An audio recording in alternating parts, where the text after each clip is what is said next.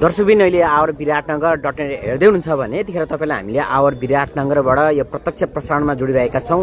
अहिले हामी विराटनगरको यो 18 नम्बर वाडामा रहेको यो नेपाल कस्टम यार्डमा हामीले यो अहिले भारतको कलकत्ताबाट आइरहेको भनौँ यो चाहिँ अहिले जुन सामान ढुवानी गरेर आएको जुन अहिले यो 18 झन्डै 40 वटा चाहिँ डब्बा भएको चाहिँ जुन कार्गो रेल चाहिँ यतिखेर अहिले यहाँ आइपुगेको अवस्था छ। त्यहीँको प्रत्यक्ष प्रसारण यहाँहरूमा आज हामीले जोडिरहेका छौँ र केही समय अघि मात्रै यो अहिले यता नेपाल प्रवेश गरेको अवस्था छ।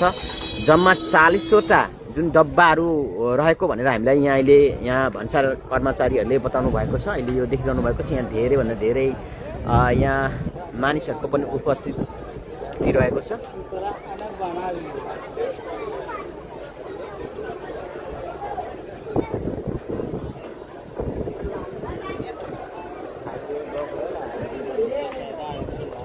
यो परसम्म नै देखिएको यो कार्गो रेल यो जुन जति पनि डब्बाहरू छ यो चाहिँ भारत त्यसै गरी बङ्गलादेश लगायत चाहिँ तेस्रो मुलुकबाट आयात हुने जुन सामानहरू चाहिँ सामग्रीहरू भनौँ ढुवानी गरेर चाहिँ ल्याइने सामग्रीहरू चाहिँ यही यसैमा ल्याइँदैछ।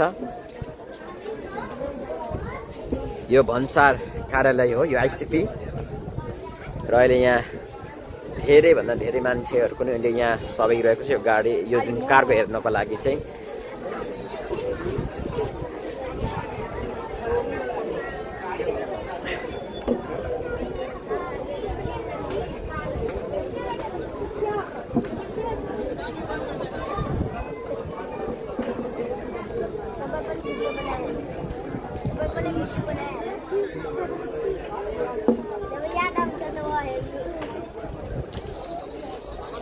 दर्शक